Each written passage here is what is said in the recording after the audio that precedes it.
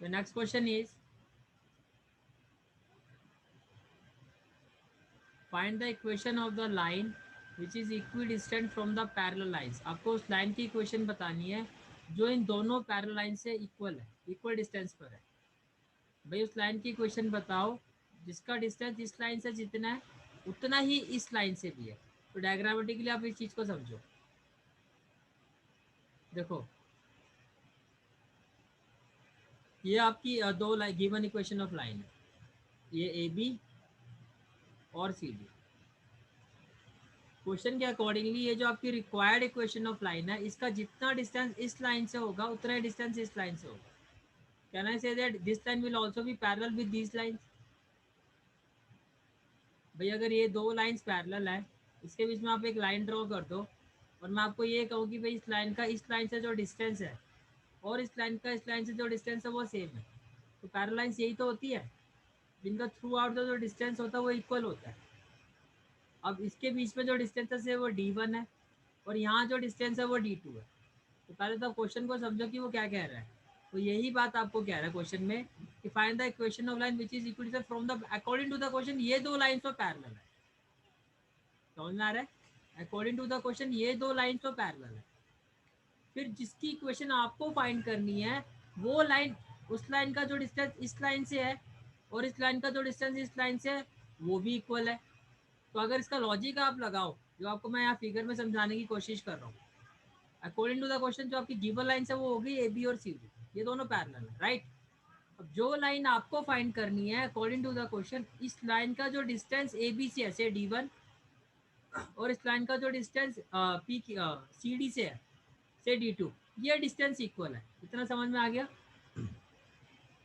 तो can I say that this line will also be a parallel line.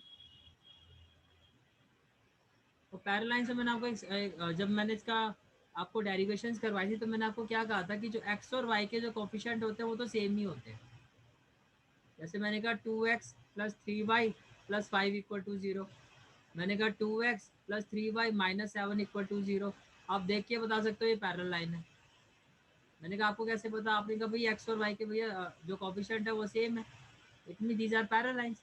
Parallel lines की पहचान ही ये होती है कि उसमें जो एक्स और वाई के कोफिशिएंट होते हैं वो आपके सेम होते हैं। मैं आपको लॉजिकली भी बताता हूँ कैसे सेम होते हैं। देखो आपको याद है ना आपने 10th क्लास में पढ़ा था a1/a2 equal to b1/b2 but not equal to c1/c2। जब ये कंडीशन होती तो हम कहते थे लाइंस आर पैरेलल होता था। और जब हम कहते थे a1/a2 not equal to b1/b2 line will intersect, यही होता था। And when a1/a2 equal to b1/b2 equal to c1/c2 line with coincide, यही होता था। तो ये आपका पैरेलल लाइंस का केस था। अब देखो मैंने कहा 2x plus 3y plus 5 equal to 0 and then 2x plus 3y minus 7 equal to 0. Can I say that a1 by a2 1, b1 by b2 1, c1 by c2 5 by minus 7। तो ये तो equal है ये नॉट इक्वल है, तो हो गई ना पैरेललाइज। समझ में आया क्या कह रहा हूँ मैं? इट मीन्स अब देखो आपका जो क्वेश्चन है, अगर आप क्वेश्चन में जाओ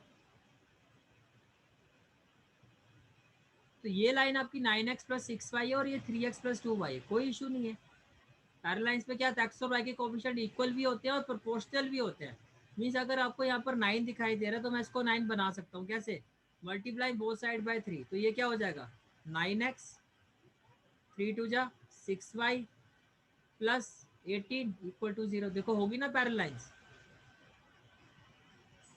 वही क्वेश्चन पैरेलल लाइंस की। तो कंफ्यूज नहीं होना भाई यहाँ तो 9x है या 3x है। अब देखो अब ये देखो ये 9 है तो इसको 9 कैसे बना सकता हूँ मैं 3 से मल्टीप्लाई करके। जैसे मल्टीप्लाई करोगे अपने आप ही आपका y का कोफिशिएंट भी सेम हो जाएगा और मैथमेटिकली तो आपने कोई रूल तोड़ा ही नहीं है तो ये अभी भी यही। मैथमेटिकली किसी भी इक्वेशन को हम बोथ साइड मल्टीप्लाई कर सकते हैं सेम वैल्यू से। अगर मैं यहाँ से 3 कॉमन ले लूँ तो यही तो वैल्यू आ जाएगी 3x plus 2y plus 6 equal to 0। और 3 से जब 0 को डिवाइड करोगे तो यही इक्वेशन आ जाएगी।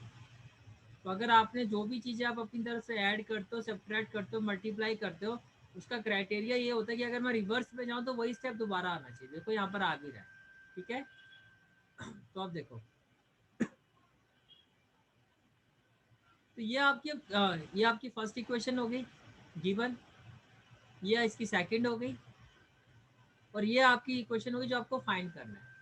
कैन आई से दैट ये जो इक्वेशन है इसका एक्स और वाई के कोफिशिएंट तो सेम ही होंगे, तो इसको भी आप क्या लिखोगे 9x, और ये क्या हो जाएगा 6y, बट कांस्टेंट डिफरेंट होगा और मुझे इस कांस्टेंट की ही तो वैल्यू निकालनी है। तो कांस्टेंट को मैंने क्या ले लिया plus C equal to 0।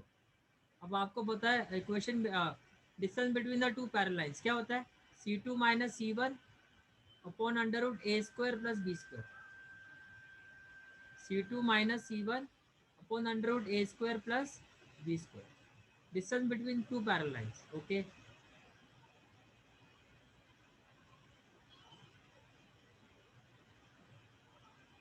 now equation of line AB,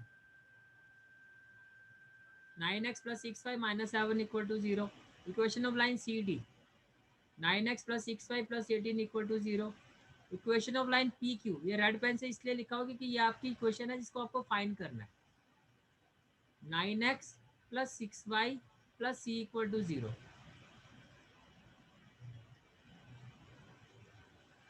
according to the question, distance between A and B, sorry distance between A B and P Q is equal to distance between P Q and C D. यही है ना आपका, ये A B, ये P Q और C D, इनके बीच में जो डिस्टेंस है और इनके बीच में जो डिस्टेंस है वो इक्वल है। तो according to the question, A B और पी क्यू के बीच में जो डिस्टेंस है और पी क्यू और सी डी के बीच में जो डिस्टेंस है वो इक्वल है, और वो डिस्टेंस है क्या, distance between the parallel lines. Okay, मैं लाइन की इक्वेशन लिख देता हूँ ताकि आपको बार बार हमें स्क्रीन ऊपर ना करना पड़े। ये ए बी है आपका,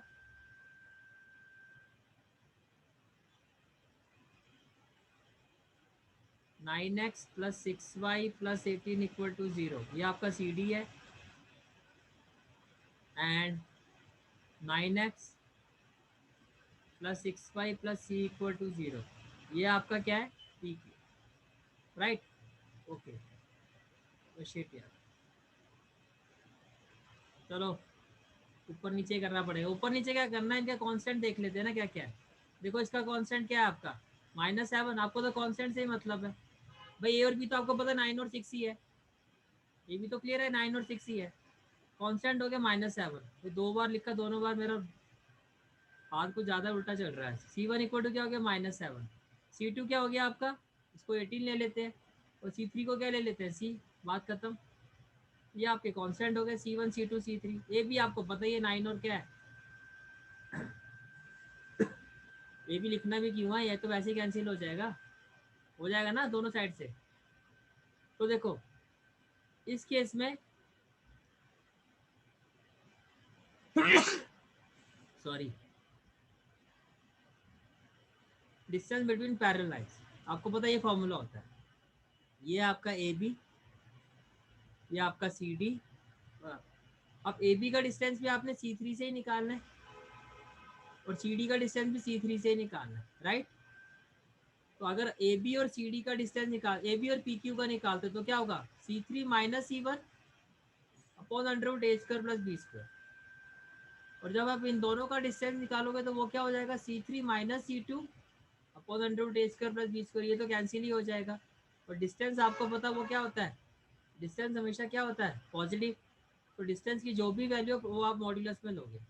C3 की वैल्यू क्या है आपकी C minus C1 minus minus plus 7, C3 ये आपका क्या हो गया C माइनस C2 माइनस 18। और अभी आपने अब देखो, अब जो मैं बात कर रहा था modulus A equal to modulus, equality में कितने नेट केसेस होते हैं, दो, ये स्टडी किया था हमने। यहाँ पे 4 केसेस नहीं लेने हैं, बस हम मॉड्यूलस साइन रिमूव करोगे और एक साइड में आप प्लस माइनस 2 केसेस शो कर दोगे। एक केस क्या होगा कि दोनों प्लस हो जाएंगे, एक केस क्या होगा ए माइनस बी, यही आया था ना हमारा नेट केस, ए प्लस बी और ए माइनस बी, एक ए इक्वल टू बी और A equal to minus B, यही आया था। A equal to B plus plus, A equal to minus B, आपने दो केसेस ले लिए। तो man C+7 is equal to C minus 18, क्या 7 - 18 के इक्वल हो सकता है? Not possible. सेकंड केस अब ट्राई करो। C+7 equal to minus of C, और माइनस माइनस क्या हो जाएगा, plus of 18। From this you will have C is equal to 11/2। It mean जो आपकी रिक्वायर्ड इक्वेशन ऑफ लाइन है वो क्या होगी, 9x plus 6y plus C, value of C is 11/2 equal to 0। 9 2 जा 18x, 6 2 जा 12y प्लस 11, जो आपका एलसीएम आएगा 2 और 0 से इंटू होके क्या हो जाएगा, 0। And this is the final answer of this question. Okay, question number 22, a ray of light passing through the point 1, 2 reflect on the x-axis at a point A। पहले इतना इतना समझते हैं। See, a ray of light passing through the point 1, 2 reflect on the x-axis point A। Point A के coordinates हमें नहीं पता, x axis है तो x, 0 हमने ले लिए। यहाँ तक क्लियर हो गया। Then and the reflected ray, point A पर स्ट्राइक करने के बाद जब वो रे रिफ्लेक्ट हुई है, passes through the point 5, 3, find the coordinates of A. क्या कहा कि आफ्टर रिफ्लेक्शन ये रिफ्लेक्टेड रे जो है आपकी, वो पास हो रही है आपकी 5, 3 से। अब आपको पता है एंगल ऑफ इंसिडेंस और angle of reflection with respect to normal होता था, तो ये आपकी नॉर्मल लाइन होगी। एंगल ऑफ इंसिडेंस और एंगल ऑफ रिफ्लेक्शन जो होता था आपका विद रिस्पेक्ट टू नॉर्मल होता था, तो ये आपका नॉर्मल हो गया। अब एंगल ऑफ इंसिडेंस अगर इस नॉर्मल के साथ थीटा एंगल बना रहा है, तो कैन आई से दैट कि जो एंगल ऑफ जो रिफ्लेक्टेड रे वो भी इस नॉर्मल के साथ थीटा ही एंगल बनाएगी, राइट? नहीं होगा। अच्छा, दूसरी बात ये कि ये जो स्लोप होता है आपका, जब हम स्लोप की बात करते हैं that slope is equal to tan theta, तो वहाँ पे थीटा क्या होता है, angle made by line with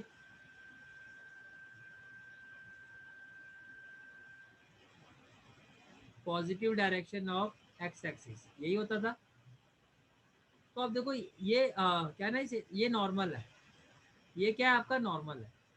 normal होने का मतलब ये जो पूरा एंगल होगा ये तो 90 होगा। और मुझे ये वाली लाइन जो है, ये ब्लू लाइन, ये positive direction of X axis से कितना एंगल बना रही है वो निकाल। अब बताओ, अगर यहाँ से लेके यहाँ तक ये 90 है, तो 90 में से अगर आप इस थीटा को माइनस कर दो, बाकी का एंगल यही तो होगा, 90 माइनस थीटा, होगा या नहीं होगा? होगा। ठीक है, इन अ सिमिलर वे ये यहाँ भी 90 होगा। होगा। तो ये एंगल अगर 90 में से ये थीटा कहना चाहिए दैट ये वाला एंगल आपका 90 माइनस थीटा होगा। होगा ना, 90 माइनस थीटा। ठीक है, तो बेसिकली इस लाइन ने रिफ्लेक्टेड जो रिफ्लेक्टेड रे है, इसने positive direction of X axis के साथ जो एंगल बना है वो तो आपको पता लग गया। अब अगर मैं ये बोलूं कि ये जो आपकी इंसिडेंट रे है, इसने कितना एंगल बनाया है, तो यही बनाया है ना। पॉजिटिव डायरेक्शन ऑफ एक्सिस है, इसका एंगल तो यही होगा भाई। ये देखो, ये जो एंगल होता है पॉजिटिव, ये है पॉजिटिव, यहाँ से ये ऐसे बनाएगा ना पॉजिटिव के साथ। अगर ये ऐसा बनाएगा तो ये लाइन भी ऐसी बनाएगी। तो ये एंगल कितना, इस एंगल की क्या वैल्यू होगी, एक बार बताओ। यहाँ से लेके यहाँ तक कितना है, इस पॉइंट से इस पॉइंट तक एंगल कितना है, थीटा। इस पॉइंट से पॉइंट तक कितना है, थीटा। और इस पॉइंट से इस पॉइंट तक कितना है, 90 माइनस थीटा, यही है ना। तो अगर मैं आपसे टोटल एंगल की वैल्यू पूछूं, means angle made bye incident ray with positive direction of x axis,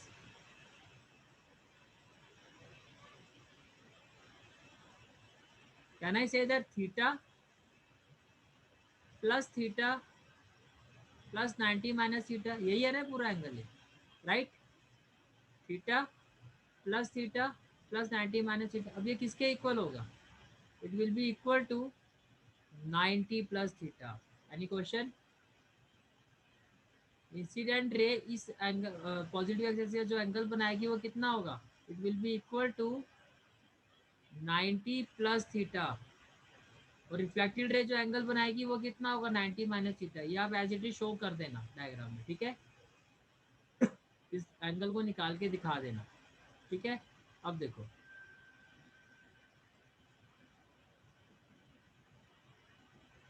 as angle of incidence is equal to the angle of reflection, तो can I say that angle, ये आपका B है, ये point angle B A D is equal to angle, ये C point है, angle C A D, ये equal होंगे से इक्वल टू थीटा, राइट।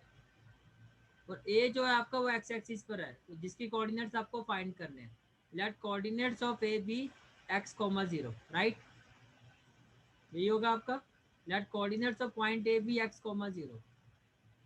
अब ये आपका क्या है, A C, can I find the slope of A C, possible है।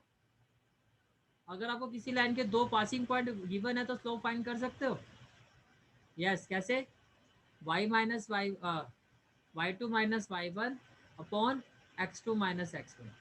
अगर हमें किसी भी लाइन के दो पासिंग पॉइंट गिवन है तो हम उसका स्लोप फाइंड कर सकते हैं, किस कंसेप्ट से, Y two minus Y one upon X two minus X one, right.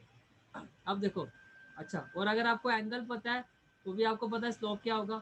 अगर आपको ये पता है कि वो line positive direction of X axis के साथ जो एंगल बना रही है वो कितना है, वो आपको गिवन है ना, यहाँ पे आपने फाइंड कर लिया था, तो कहना है सीधा यहाँ पे स्लोप की वैल्यू tan थीटा भी होगी।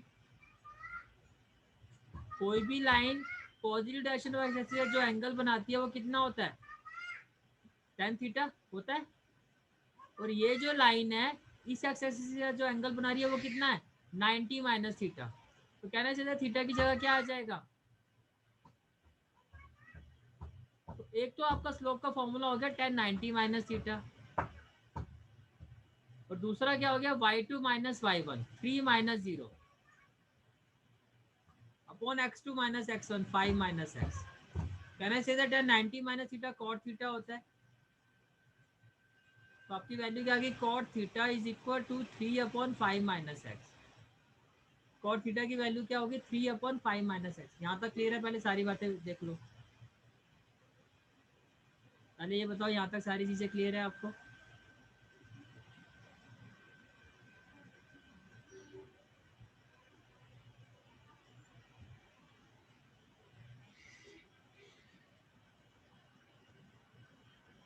यस रीत बोलो, क्या डाउट आ रहा है।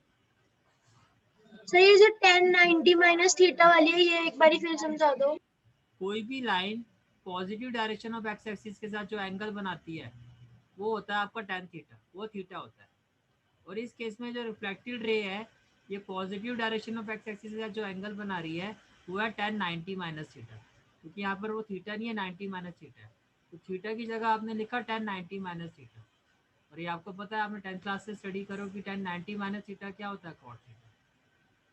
तो आपका जो स्लोप है इस लाइन का वो ये भी हो सकता है, और पासिंग थ्रू 2 पॉइंट्स वाला तो आपको पता ही है, तो ये दोनों इसी लाइन के स्लोप है ना, इक्वल होने चाहिए।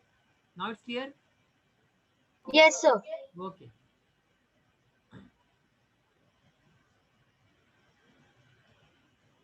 So now what we have, cot theta is equal to this, again slope of BA। BA कौन सी लाइन थी आपकी, इंसिडेंट रे, यही थी आपकी, हमने इसका स्लोप फाइंड किया था, ये एंगल फाइंड किया था ना हमने, 90 minus theta plus theta plus theta. तो इसके केस में जो स्लोप की वैल्यू होगी 90 प्लस थीटा होगी, और इसके जो दो पॉइंट्स है वो क्या है, इसका पासिंग पॉइंट, ये दोनों पॉइंट्स हैं। मैं पॉइंट आपको दिखा देता हूँ क्या क्या है, पॉइंट है इसके 1 2 और x0। पॉइंट क्या है आपके, ए है आपका x0 और बी है आपका 1 2।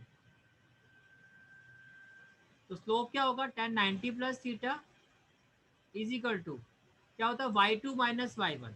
तो बी देखो लाइन कैसे आ रही, लाइन ऐसे आ रही है ना बी से ए पर, तो फर्स्ट पॉइंट क्या हो गया बी, और सेकंड पॉइंट क्या हो गया ए।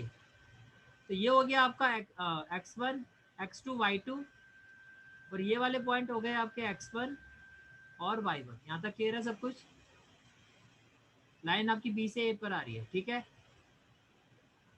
तो होता क्या, y2 minus Y one, that is 0 minus 2,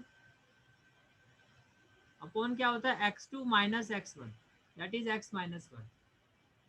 okay, 1090 plus theta equal to क्या होगा -2 अपॉन x माइनस 1.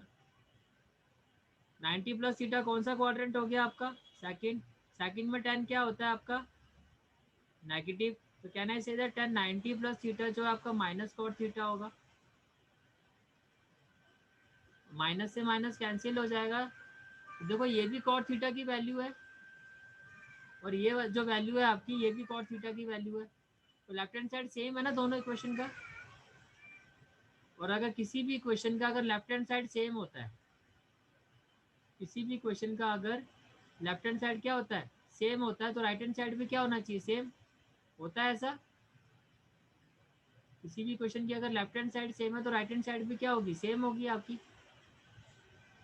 तो राइट हैंड साइड भी आपने इक्वेट कर दी. जब राइट हैंड साइड को इक्वेट करोगे but you will have -3 upon x minus 5 equal to 2 upon x minus 1. अब आप क्रॉस मल्टीप्लाई करो. -3 into x -3x minus minus क्या होगा +3. 2 इंटू एक्स 2x और प्लस माइनस क्या होगा -10. जब आप इसको फर्दर सॉल्व करोगे ये 2x है, ये क्या हो जाएगा -3x -2x equal to -10 -3 -3x -2x क्या हो जाएगा -5x equal to -13. Can I say that x will be equal to 13/5. Any question? तो जो आपका रिक्वायर्ड पॉइंट ए होगा वो क्या था x,0. तो क्या होगा answer 13/5,0. Again one of the important question of this chapter. मैं प्रीवियस क्लास में आपको कह चुका हूँ 16 ऑनवर्ड से सारे क्वेश्चन बहुत एक्सट्रीमली इंपॉर्टेंट है. ठीक है.